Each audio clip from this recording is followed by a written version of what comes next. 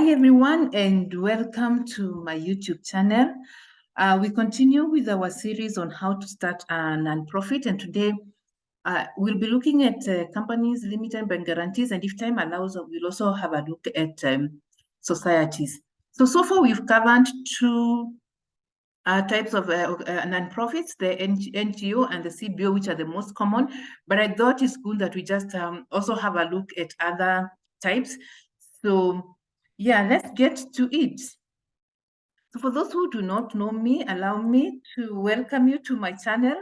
And my name is Lucy Njue, and I have a mission, and my mission is really to help founders and professionals who are working in the nonprofit space to help you attract and retain donors. And I do this by equipping people with grant writing skills, and as well as providing you with simple, easy to use and affordable fundraising resources that can help you to grow your organization and be able to transform lives. And as usual, I start with my mantra, which is the secret to getting started or getting ahead is getting started. And I just want to urge you to stop overthinking it. Whatever it is that you want to start, whether it's a non-profit organization or in whatever aspect of your life, something that you really want to start, challenge yourself today and take a step. So as I said, we'll be looking at companies limited by guarantee. And these are companies that are actually registered under the Companies Act of 2015, this is for Kenya. And the key features of these companies is that they have no shareholders, or they do not have what we call the share capital. If you have opened a company in the past, you know that a company is what the normal private companies usually there is what we call the shareholders, who are basically the owners of that company, and what it means is that you own, you have rights to that company. But when it comes to the company limited by guarantee, the limitation here is that the members actually are not considered shareholders, and they're actually referred to as guarantors. It's like they are just are facilitating the company, but they are really not the owners of that company. And of course, like any other company or any other organization, the company is regarded as a separate legal entity from its member. And something unique about companies limited by guarantee, unlike NGOs and CBOs that we have looked at in the past, they can engage in trading activities. However, any profit that you derive from your business, then you're expected to plow it back to the company for purposes of advancing your mission. And for the companies limited by guarantee, of course, you're expected to be doing charitable work. So that is a key difference. And I will not be going so much into the details of a company limited by guarantee. I'm not a lawyer, but I just wanted you to have an idea of what it is. It's an option that if you really want to open a nonprofit, you can consider it as one of the options, and you can get more information. But just a quick overview, like I said, is that it does not have a share capital, and the members, the liability of its members is limited by, or the liability of its members is limited by the company's articles to the amount that the members undertake by those articles. In short, what based on my research, what I found is that the members who you bring together to own this company, they have no real liability to, either in the event that maybe the company went down, then since they are not considered the owner and they do not even get profits, or nor do they get the losses, therefore in this case you need to state it very clearly within the articles that they can only contribute this much, like maybe, and in many cases they write something like 1 shilling, that you can only contribute 1 shilling, so you cannot lose your own property, or they cannot be forced to make payments as individuals on behalf of the company. So they really do not have the liability. And of course, when you are a company limited by guarantee, you must have a certificate of incorporation that clearly states you are a company limited by guarantee. The requirement of registering is very similar to registering, a normal private company, which is usually limited by shares.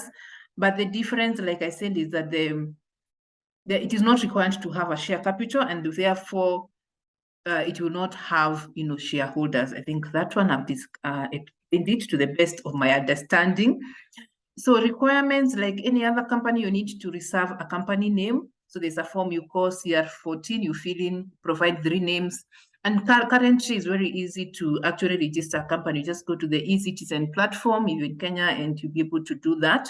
Then you need to fill a form called CR1, which is basically the key application form. Then you also need to have a memorandum of understanding for your company, limited by guarantee, and a statement of guarantee. Statement just saying that this is a match, the liability that I can take on behalf of this company. Then you forward it to the registrar department, and the registrar then forwards the names to the National Intelligence Service for vetting. So this one takes a little bit longer than the normal private companies because you need to be vetted first and then by the National Intelligence to confirm that you can actually be given these rights to, or, the authority to run a company limited by guarantee, and it takes approximately 2 to 3 months. So upon registration, the members, you'll be issued with the following. You'll be issued with a certificate of incorporation, just like any other company, a CR12, which shows the list of the members of the company, and a license pursuant to Section 55 of the Companies Act to operate as a company limited by guarantee. Now, the cost of registering a company limited by guarantee is slightly higher. I think for the normal companies is around Kenya shillings 10,000. Now for this is 60,000, and you can also compare it to all the other, the CBO and the NGO, and you see it's slightly more expensive than the others. Yeah, and that's what I was able to, find, and because it's also not something that I was very familiar with in as far as companies limited by guarantee, but I've worked with very many non-profits who are actually registered as a company limited by guarantee. So yes, it is an option. Now, allow me to now look at societies quickly again. As another option that we have. So for societies, societies in Kenya are registered under the Societies Act of 1968. And what is a definition of what is a society? A society is basically a club, a company, a partnership or association of 10 or more persons with common interests, collectively acting together to serve some function. I think we've seen, different clubs, people coming together for charitable services, for culture, for sports, and you form these clubs. So that basically, if you want to make it a legal entity, you register it as a society. And there are different types of societies. We have those who are charitable in nature. For example, we have, societies running children homes, orphanages, education foundations, even scientific research foundations. You find some are registered as societies. We have those or those that are religious in nature. Most of the churches actually are registered as societies, churches, mosques, ministries, religious institutions, majority of them are registered as societies. Then we have also professional bodies like the media owners associations, who at times are, registered as societies, alumni associations, cultural associations, recreation clubs. Yeah, so all these are the different types of societies. Okay. So what is the process of registering a society? Process is, again, quite similar even to the likes of the NGO. You need to have the proposed name of the society as usual, the name search to get a name for your society. Then you need a institution, which provides basically the, how you're going to be operating, and and we have a guideline that is provided in the Act. Then you fill forms, Form A and Form B, which must be signed by the officials. And of course, you have to appoint officials, like in many other cases that we have seen in the past. You need to have a chairman, a secretary, and a treasurer. And then you register at the Registrar of Societies if you're in Kenya. And Form A contains a summary of the information about the society and its officials. The details in Form A is the name of the society, the objects, the class of persons seeking membership, the number of members, the titles of the officials, the details of proposed officials, movable properties owned by the society or any affiliations to the society. Whereas Form B provides the particulars of the physical office and the postal address of the society. So particulars of where the association is found.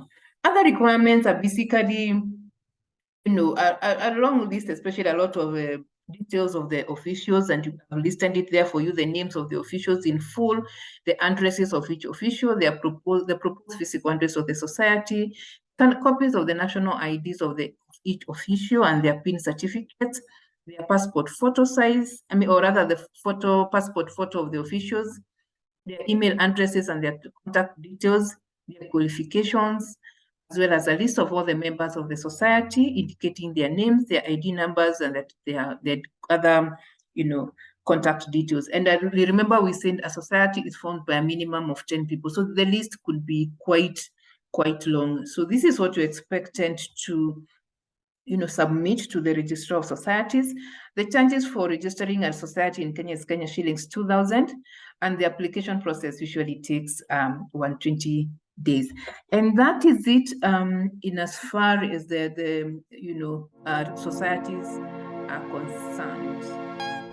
And as always, before I end, for those who would want to learn so much more about the basics of fundraising, I have written a book where I share in details some of the simple steps that you can take to kickstart your fundraising journey. I just want to encourage you, there are some things that you are struggling with that can easily be answered by this book. It goes for Kenya shillings 500 only. So please take your copy and get started. And I will also be sharing the link where you can easily get the copy.